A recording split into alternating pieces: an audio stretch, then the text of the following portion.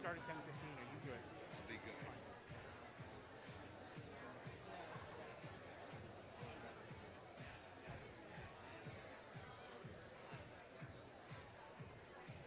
Now when you start.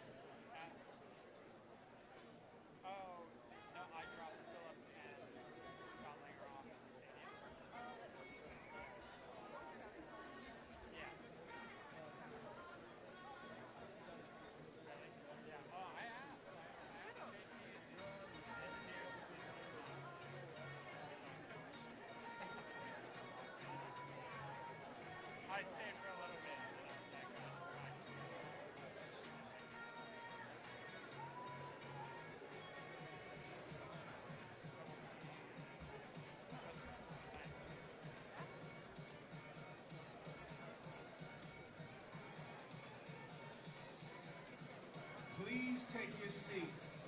The show is about to begin. Please take your seats now.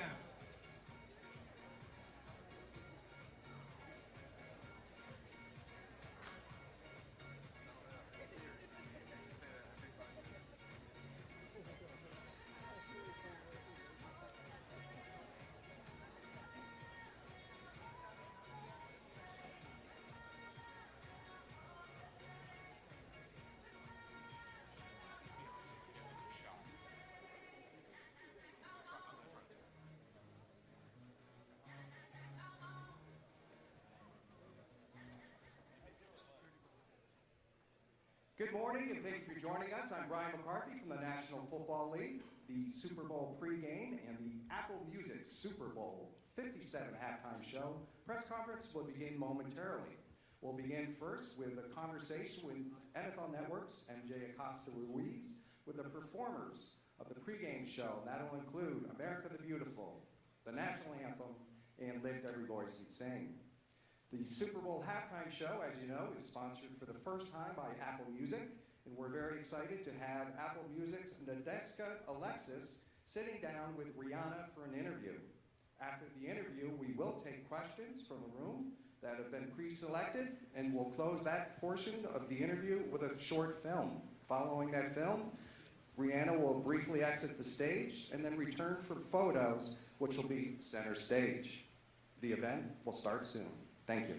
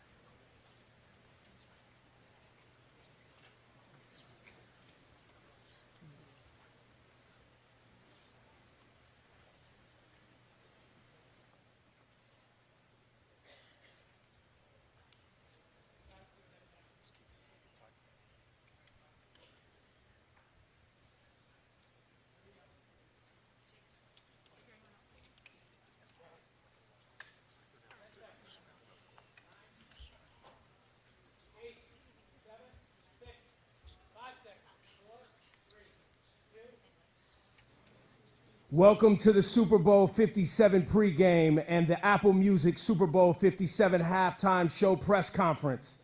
Please welcome NFL Network's MJ Acosta-Ruiz.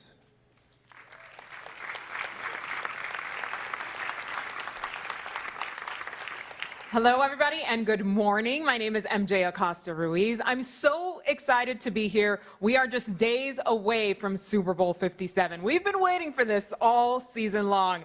Today, I'm honored to introduce the 3 American Sign Language performers appearing at this year's Super Bowl on behalf of the National Association of the Deaf. Performing America the Beautiful is proud Navajo Nation here from Arizona, Colin Denny. Performing the national anthem is Troy Kotzer, Academy Award-winning star from Apple's Oscar-winning Best Picture, Coda. And performing both Lift Every Voice and Sing and the American Sign Language rendition of the Apple Music Super Bowl halftime show is Justina Miles. Please welcome our official American Sign Language performers to the stage.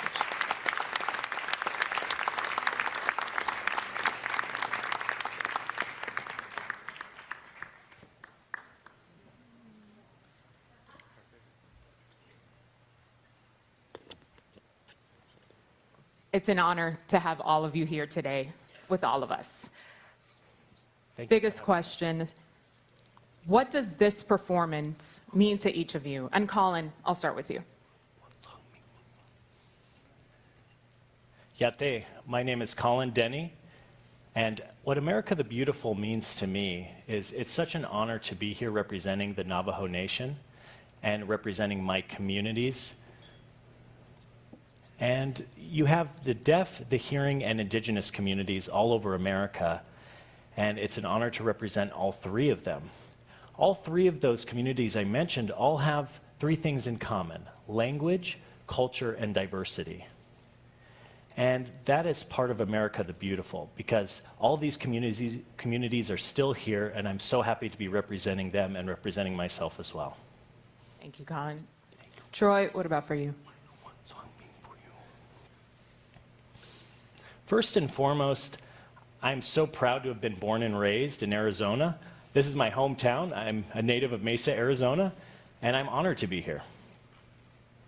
And I'm here, you know, the NAD, the National Association of the Deaf, invited me here, and it's so great to see this diversity representing different types of deaf communities.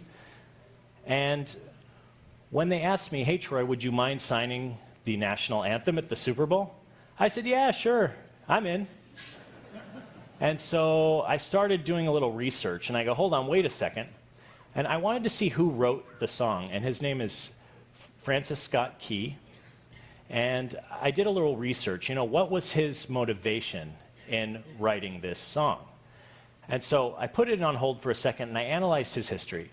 And it's really a fascinating history because he actually witnessed what happened during the Revolutionary War, and seeing that the flag was still there, and the smoke and the fire, and even through it all, the flag had remained. And so it inspired him to write this song. And so I'm becoming Francis and put myself in his shoes and tell it from his perspective. So that's how I'm going to sign it. It's a new take, and I want to really help that affect me in my ASL translation of the song. And so I'm Francis Scott Key, and so I'm going to show you all what I'm seeing and what he wrote, which was pure poetry, and I'm going to add in my personality as an artist and put it all out there to show you all my work. Looking forward to it. It should be fun. It'll be fun for me. And after I read it, you know, I really felt even prouder to be an American, to tell you the truth, ever. And so I am proud. And I just want to say hi to my wife and daughter. Love you. Oh, hold on. And I just want to tell my two older brothers, I'm going to beat you in golf. Well played, Troy. So I'm going to sign Lift Every Voice and Sing. So that song represents resilience for me. And the national anthem never really resonated with me personally. And the Black national anthem is really inspiring and empowering. And so this song is so positive, it's so beautiful, and you don't really hear or see it very often or even hear about it. And there's many folks who don't even know that the Black national anthem exists. So it's not only for me to share this experience with the whole world, but to really bring that empowerment to millions and millions of Black deaf people all over the country who've never really seen that before. And so they should feel inspired, and that's the same way I feel when I feel like that is truly lifting every voice, even my voice. That's beautiful. Before I let you each go here, I'd love to know your favorite lyric from the songs that you will be signing. Colin? Favorite word from the song, favorite sentence from America the Beautiful. Well, one of the lines is really, how beautiful. And that language and culture and everything to me is beautiful because community is there, and the indigenous community is there, and it is beautiful. For me, I like the line, still there, because it represents us. We're still here today. We're still alive. We're still there. My favorite line would be the very last line, which says, we march on. And we march on until victory is won. And so that line, I really feel like really shows that resilience that I mentioned earlier, and the resilience of people and the resilience of their culture.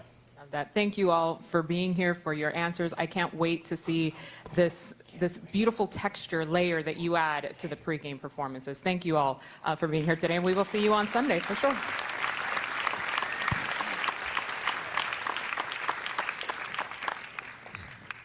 And now I have the honor of continuing our pregame lineup. Please help me welcome the incredible artists performing as well on Super Bowl Sunday. Please welcome in Cheryl Lee Ralph, Babyface, and Chris Stapleton.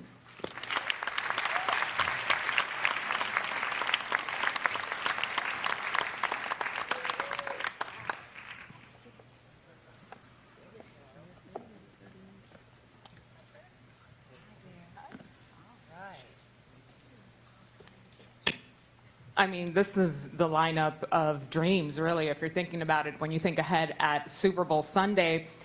I would love for each of you to take me through that moment when you got the call that you will be performing in the pregame show for Super Bowl 57. Cheryl Lee, I'll start with you. When first of all, they said, we just got a call, they would like you to sing at the Super Bowl, I said, what? Yes! It was just like that. Yeah. Yes, absolutely. Thrilled. Never in my wildest dreams did I ever think that I would be singing at the Super Bowl. What is it, 100 million people in the audience? Give or take. Yeah, just a little small thing, you know. But yes. What about for you, Babyface?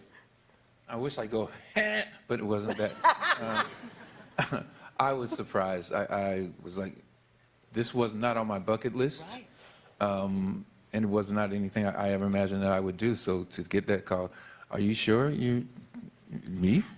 And, but I'm so honored. So, and also with who I'm singing with, I mean, you know, you got this dude over here that's like, you know, like only the best voice in the world. Come on. And, Yeah. Was just rocking out with Stevie Wonder. I mean, come on. What was the call like for you? Incredible. Incredible. It's one of those calls you think you're not going to get. Right. And then you get the call and you're like, okay, let's do this. Right. All right, so Super Bowl Sunday is going to look very different for you guys than maybe in previous years, right? If you were not performing, what would be your ideal setup? How would you be spending Super Bowl Sunday? Chris, I'll start with you. I'd be sitting at home with the kids. Yeah. On the couch. We'd have some snacks and watch the game. It's casual. And you mentioned it's like a holiday almost in atmosphere, Babyface, and getting together for Super Bowl Sunday. What would that look like for you if you weren't yeah, performing? it was going to be eating somewhere and watching it. Yeah. I don't know where the somewhere always is, but it's always somewhere. Plans come together. Cheryl Lee, I mean, football gal, clearly. Oh, my goodness. What would Super Bowl yes. Sunday I look had to make sure I had all of the accoutrement. So when I saw that, I said, yes, we must have the bag representing the team, Philly all the way. You know, it's a Philly thing. But my whole thing is good food, good friends, and a great game. That's it. And that's what we're going to have this year. Mm-hmm. So we already know who you're rooting for. Oh, fly, eagles fly. Yes, they like it. Babyface, have you picked a side here for Super Bowl Sunday? I'm going to go with Rihanna. Listen, cannot go. Everybody wins. Everybody wins. For you, He Chris. took my answer. You took your answer. Well played. Well played. Chris, you've mentioned before that the Super Bowl stage would be where you wanted to sing the national anthem and only on this stage. Why is that? I think I said it because I thought I wouldn't get asked. Manifesting in a different sense, right? Right. Yeah, well, it's not a, you know, the national anthem is not an easy song Yeah. for singers. And Right. it's one that you can, you know, it can go horribly wrong, as we've seen many times in the past. Hopefully it won't happen for me. It will not. Knock on wood. But yeah, no, I mean, if you're going to do it, this is the place to do it. It's like the reverse psychology. I will not sing it unless it's the Super Bowl. Oh, I guess I'm doing it now. I may have accidentally put that in the worked. universe. I don't know. Yeah. Like, Now, you'll actually be back at State Farm Stadium in just a few months, back on the road. How excited are you for that? it's always exciting to get to come Yeah. play for the people, you know? Yeah, no question. Shirley, you are the first person to sing Lift Every Voice and Sing live inside of a stadium for Super Bowl Sunday. This has been named a Super Bowl of many firsts. Yes. First two black quarterbacks going up against each other, two brothers going up head to head, and now this first as well. How poignant, how important is that for you? These three songs put together, the Star Spangled Banner, America the Beautiful, and Lift Every Voice and Sing, the national black anthem. To me, that shows a major effort by the NFL to be truly inclusive, to say we're going to represent all people on a day, Super Bowl Sunday, 200 million people coming together to sit and experience and hear. What a time, what a way to bring us all together. So I am very pleased and very happy to be able to be on the 40-yard line. Oh yeah, baby. Lift every voice and sing. And of course, my favorite line is, till victory is won. Yeah. You have to unapologetically represent for your team, all right? I am never mad at that, Shirley, but Thank you. you know, I'd be remiss if I didn't mention the moment in which you're standing right now. Your acceptance speeches at the Emmys, the Critics' Choice Awards. Shall we keep going? Because the list has been long, honey. And the words you're talking about lift every voice and sing. You've lifted so many voices who at one point didn't feel represented or didn't feel like they could ever aspire to be in a position like yours. What are your words of aspiration and affirmation for those who are just looking for a light to keep going? Oh my God, it's the fact that you woke up today. You woke up today in your right mind. You were able to put on your own clothes. Somebody didn't have to come in and wipe your behind. You did it for yourself. That is an amazing accomplishment. And the fact that you are all here together in your greatness, in your journalism, in your media, in your fan, whatever it is. My God, that's so much to be thankful for. And we're going to have a great weekend. Look at me with these two. I feel so blessed. There's so much to look forward to. There is tomorrow. Hang on, because tomorrow could be fabulous. No, Miss Shirley taking us to church on this Good Morning. Yes, I love that. I'll bring her to every interview. Yes, 100%. Thank you, Chris. Baby Pips, you have said that America the Beautiful speaks to you melodically. For those of us who are not musical geniuses, what does that mean? And what is it that you feel when you hear this song? First of all, we are watching the Cheryl Lee Ralph show. Let's talk about it. No doubt. Can you answer that for me? It'll sound cooler.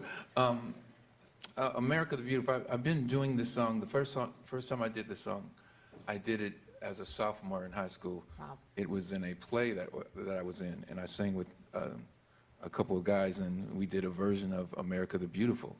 And it's hard to believe that, you know, so many years ago, which was a lot of years ago, that I'm here to, you know, to sing America the Beautiful. Once again, this song that I sang, and back then my mom was in the audience, and she couldn't believe that I was like, you know, up there on that stage singing.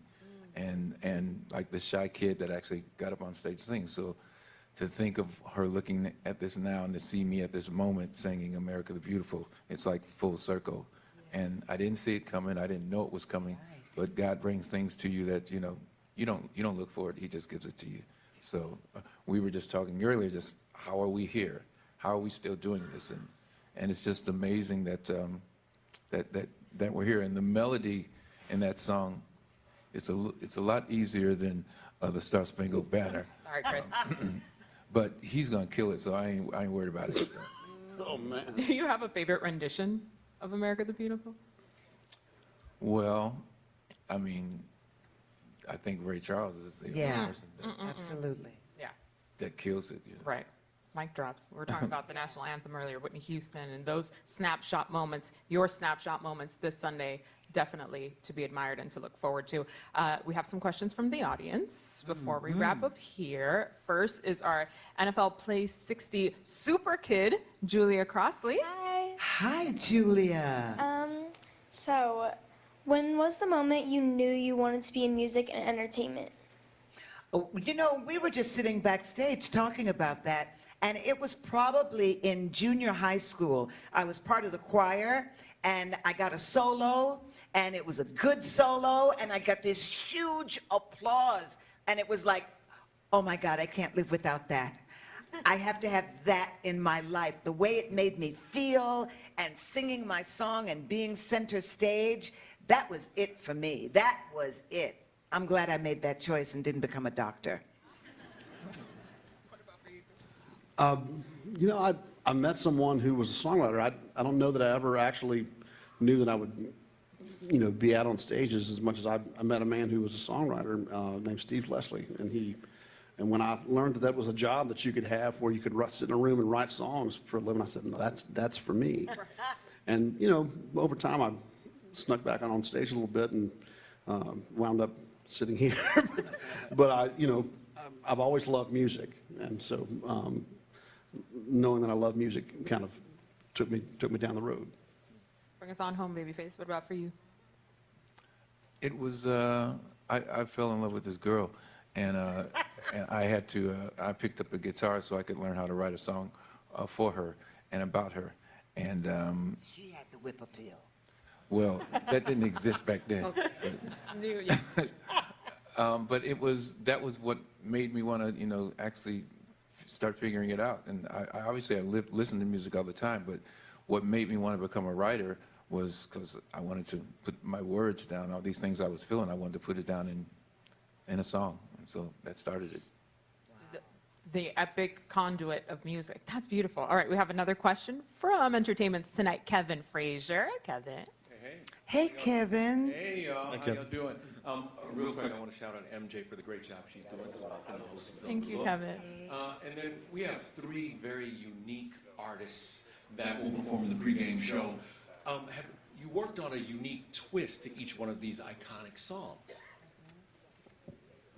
I think for me, Lift Every Voice, it was to make sure that Adam Blackstone, who is my musical director, working with me on it, that we could have a version for people to understand the great lyrics of this song and what it means to continue to, through all the ups and downs, to carry on, to move on, to be forward thinking, learning from the past, the faith that the past taught us, the hope that the present has brought us. Hear these words. Let us march on to victory, the victory of liberty, the victory of justice for all is won. And that's how we approach the song this time. Babyface. Once again, you are watching this Shirley Ruff. Coming behind that. I'm glad you're sitting. What was the question again? A special twist. on Special each of the twist. songs. I think the only twist you can give it is yourself, is to be honest, and don't try to do anything incredible or something new for the sake of doing new. Give the words life to what it means to you as you sing it. So I'm just going to try to be as real as I can with it and with my voice, and it'll be what it'll be. I can't follow either one of those, but I'm going to go out there and play, and play it like I would play it. And that's if that's a twist, then so be it. Question. Thank you, Kevin. Thank you, Julia, for your questions. And thank you, Shirley, Babyface, and Chris. Cannot wait to see what's coming on Sunday from each and every one of you. Really appreciate you all coming out here and spending some time here with the media ahead of Super Bowl Sunday. Thank you. Thank you, media. Thank you, guys. All right, up next, we'll hear from Apple Music's Nadeska Alexis and Rihanna on her much anticipated halftime show performance. Yeah. I'll follow you.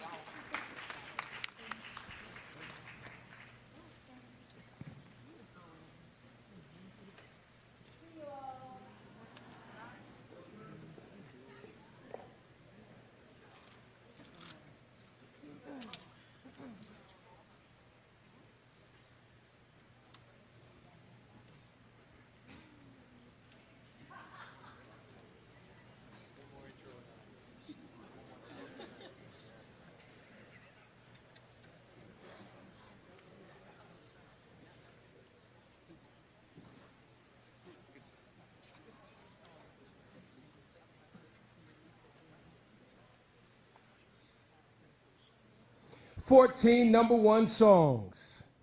She has 9 Grammys. She is Oscar nominated, an entrepreneur, a visionary.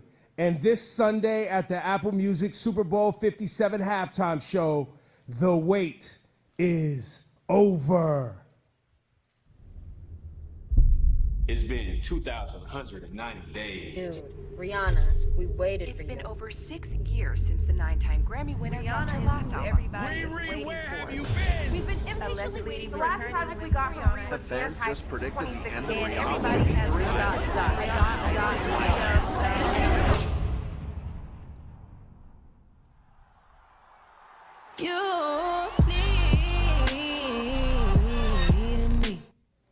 Okay, from Apple Music Radio and the host of the Nadeska Show, please welcome our girl, Nadeska Alexis.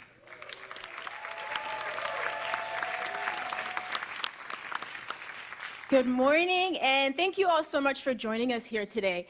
For the past few years, I've watched this press conference from home on the couch in my pajamas, so it's really nice to be here with you all in person.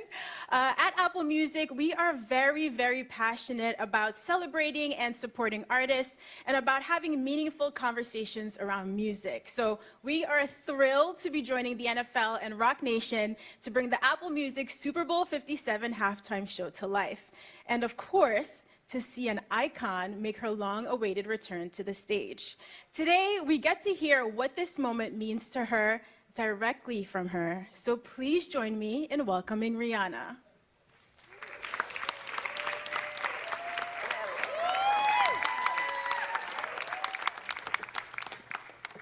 Hello, hey everyone, how are you? Good morning. Hey. Come get comfy with me here. Okay. It's so nice to have you here. Thank you, it's my pleasure, it's my pleasure. Listen, I know you've been working really, really hard to get ready for this show and probably haven't gotten enough sleep, but you still look like you're glowing from within. Is that the Fenty highlighter, or you're just excited to hang out with us this morning? The Fenty highlighter is definitely helping today because I have yet to sleep. We were working at the venue all last night and I kind of just stayed there, ended up in a prep, and somehow I'm here at a press conference right now. Here and smiling at a press conference, and you still have a long day ahead. You have rehearsals later. So, you know, going into a show like this, we all know you're going to put on an incredible show, and we're so excited. But at the end of the day, you're still a human, right? And you still need to get yourself mentally ready for this. So how do you prepare for a date like today? I listened to Needed Me about 100 times this morning, and I felt good to go, but you probably have a better strategy. A day like today? And a day like Sunday. Sunday. No, that's the one. I mean, I've been so focused on the Super Bowl, I totally forgot that my birthday is coming up.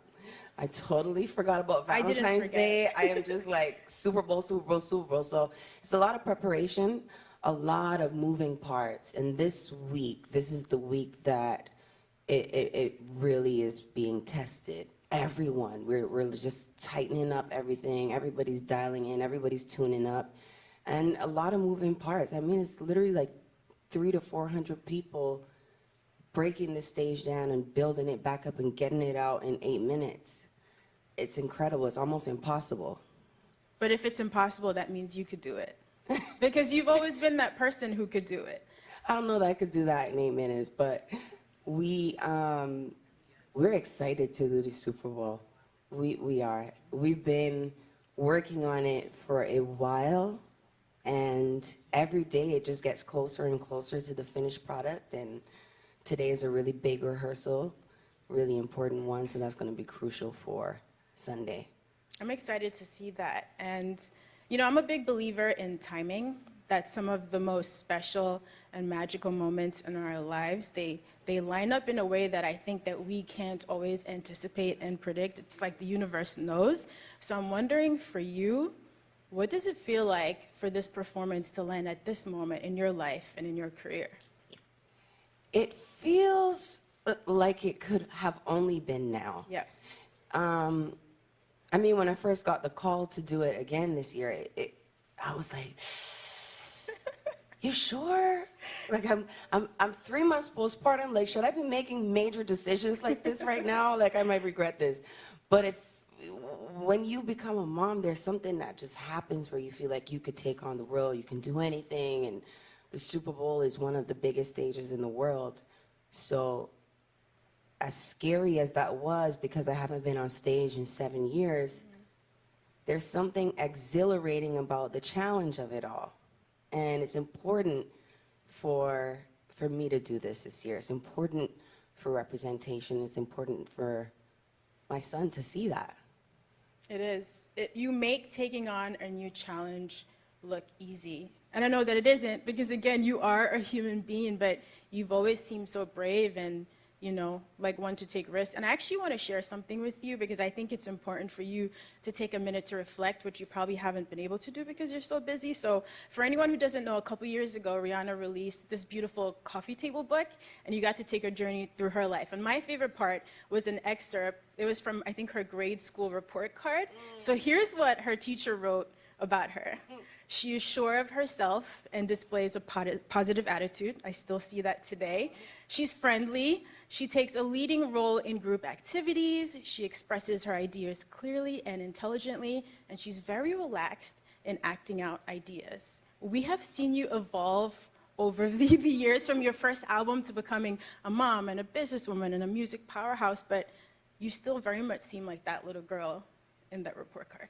That was trippy to hear you read that out, because I feel like you were kind of describing me right now, especially the relaxed part. That's a Caribbean thing. It really is. Yeah, it seems like your values haven't changed over time, although you've obviously grown in a lot of other ways. It's true. It's true. A lot of my core values have never left me. A lot of the lessons I've learned in my earliest years, I have never forgotten. And I carry them throughout my life and my career. Your work ethic is definitely one of those things.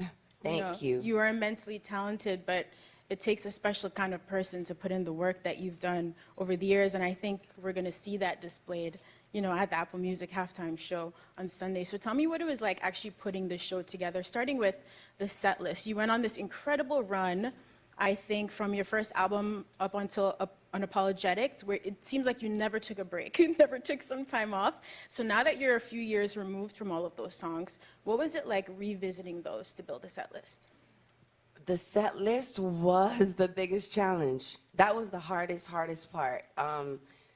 Deciding how to maximize 13 minutes, but also celebrate. That's what this show's going to be. It's going to be a celebration of my catalog in the best way that we could have put it together. And you only have 13 minutes. That's the challenge. So you're trying to cram 17 years of work into 13 minutes. So it's difficult. But some songs we had to lose because of that. And that's going to be okay. But I think we did a pretty good job at narrowing it down. Was there trial and error? You know, as you started rehearsals, were you running through set lists and tweaking, realizing this didn't work in this moment? Oh, yeah. Oh, my God. There are probably about 39 versions of the set list right now. Wow. Yeah. I think we're on to our 39th. I mean, every little change counts. Mm-hmm. Whether I want like a guitar cut out, something muted, something added, or just put in a whole new song, or take out a whole song. Like, every time I make a change, something has to be updated, and that's a new version. Well, like you mentioned earlier, there are a lot of moving parts to the show, a lot of people involved, but another thing I've always admired about you, it seems like you know the right moment to step in and take control. And I think that's challenging for women. We're always nervous sometimes, me personally, of coming off too controlling or too bossy, but sometimes you know in your gut what the right thing is for you. So how much have you been really getting into all of the details of putting the show together? I'm definitely not one that's worried about coming off too bossy. I've been bossy all my life, ever since I was a little girl. I promise you this, like, hell of annoying too. But I know some people get irritated, but you know, it's writing on me. You know, there are a lot of people who are a part of this show, and a huge part of the reason why this show is going to be as incredible as it is. And I couldn't have done it without them. But you know what? At the end of the day, if it flops or it flies, my name has to stand by that. And so I really get involved with every aspect of anything that I do, whether it's the Super Bowl, whether it's a makeup product, whether it's Savage lingerie, like whatever I do, I'm that annoying girl who's gonna talk about everything. I want to see the copy on the website. I want to name every lipstick that I make. Like I care about it. I love it. I really do. It all goes back to that little girl, I'm telling Yeah. you, from the report card. Little bossy big head It's girl. really amazing. Bossy in the Still best way here. possible. And so another thing that goes into such a big performance in such a limited time is the physical stamina. Exhaustion is a real thing, right? But then that's something that you have to deal with, and your breath control and dancing on stage and all of that. Especially postpartum, I couldn't do it. Last year after I had my baby, it took me months to wear regular pants again. This is one of those few occasions. So what has it been like physically getting yourself ready for this? The physical challenge has definitely been immense for many reasons, of course. But I haven't done this in a minute. That was first things first. So you're just running around for 13 minutes trying to put like a 2-hour set in 13 minutes, and you're gonna see on Sunday. From the time it starts, it just never ends, and until it's like the very last second. I know I'm saying too much, but it's a jam-packed show, and it takes a toll on your body. It does. You got this, girl. Thank you. And you know, I'm not Thank going to press you to reveal any details. I know we want to keep that under wraps because you've been working so hard. But look, as a Caribbean woman coming from a tiny island like Grenada, you've always made me feel so represented. I've always loved seeing you back home in Barbados at Crop Over. So I'm wondering if you're hoping to incorporate any elements of Caribbean culture in the performance. I mean, that's a big part of why this is important for me to do this show. Representation, representing for immigrants, representing for my country, Barbados, representing for Black women everywhere. I think that's really important. That's key for people to see the possibilities.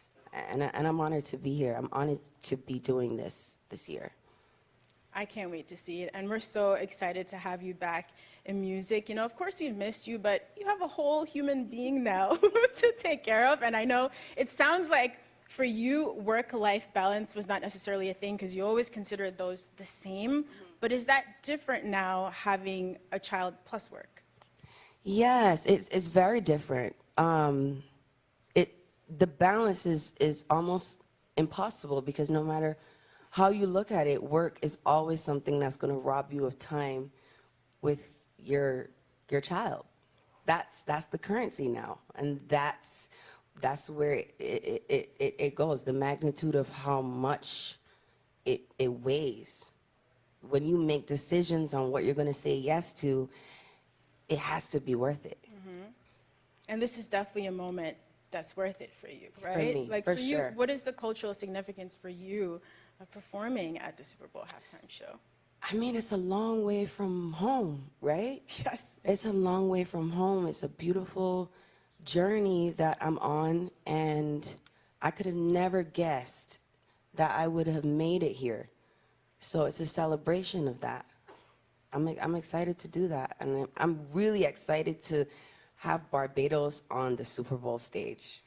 It's a big moment for the whole Caribbean. Look, you have been a global superstar for a long time, but I need to say right now on the record, Caribbean women, we claim you as ours. That's okay. You better. Now, you've taken a few years off of music. You've been building the Fenty empire, which has been incredible to watch. But now that you're making that transition back to music, you also took some time to just live your life, to just take road trips, like things that you deserved after working so hard. So how was that period, and do you feel now refreshed and ready to get back to music? The pandemic kind of, in a weird way, forced me to slow down. And then when you have all these boundaries and restraints and rules, and you have to stay home, you kind of get creative with ways to stay entertained in a way. And road tripping was one of those things that I've always loved. I just usually road trip while I'm on tour. That's That the road doesn't trip. count, though. I know, so I got to like feel the things I love about tour without having the commitment of the show every single day. It was just nice to appreciate that time. I really enjoyed it, actually. You deserved it. You seem like a workaholic, so I think you deserve some time off. And look, I'm not asking any questions about when music is dropping. I don't want any problems with you or with the Navy. But, you know, a couple years ago, you said that you were working on a project that would be reggae inspired. Those are your roots. And then also a project that would just kind of capture where you're going forward in this next chapter of your life. And when I talk about this with my friends, we would take anything. A classical album from Rihanna would also be fire. So I was wondering if you could just tell us a little bit about this chapter and how you're feeling musically in general. Musically, I'm feeling open. I'm feeling open to exploring, discovering, creating things that are new, things that are different, things that are off, weird, might not ever like make sense to my fans, you know, the people that know the music that I put out. That I just want to play. I want to have fun. I want to have fun with music.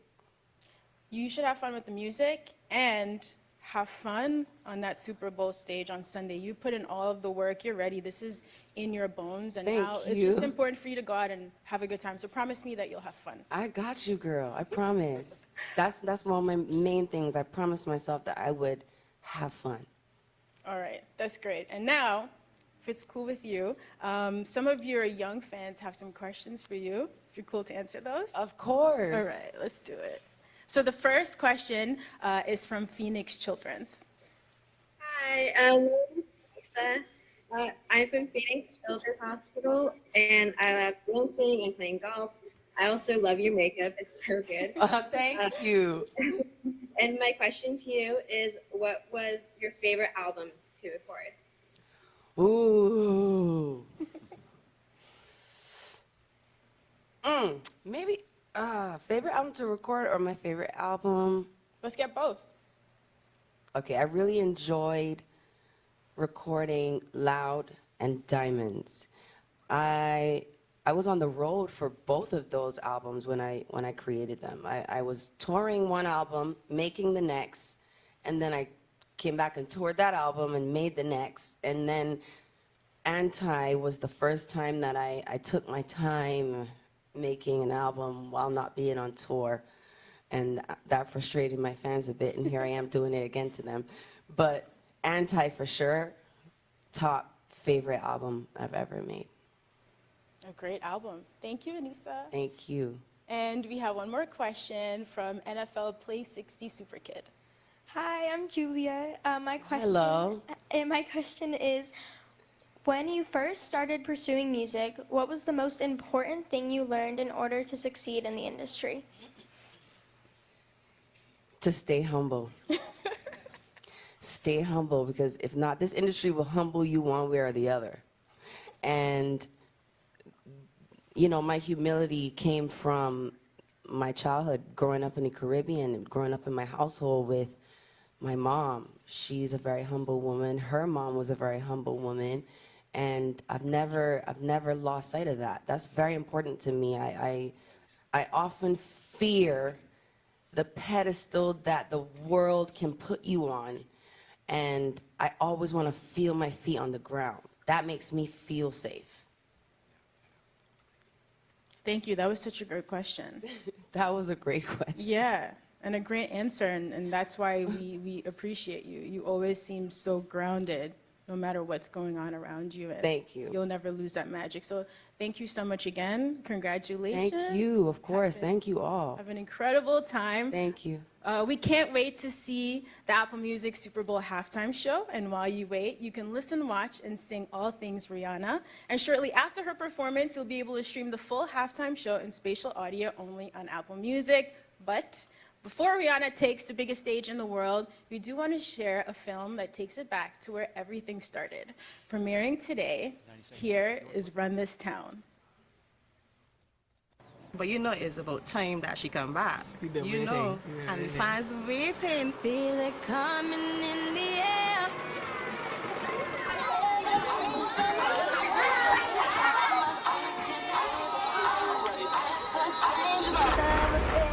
Can't be scared when it goes down. Got a problem, tell me now. Only thing that's on my mind is who's gonna run this town tonight.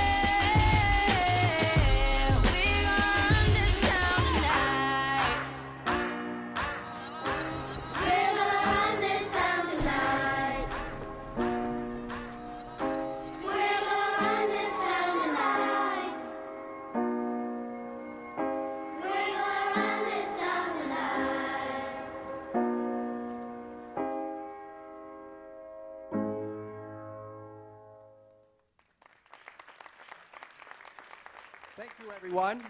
In just a few moments, Rihanna will retake the stage, so please stand by.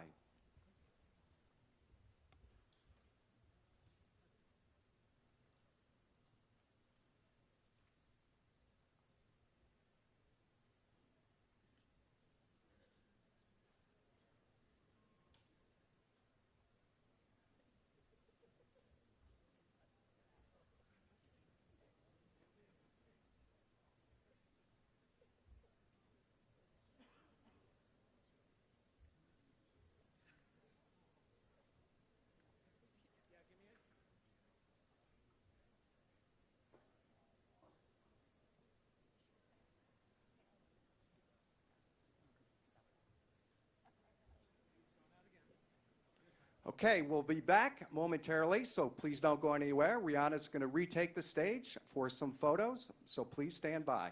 Thank you.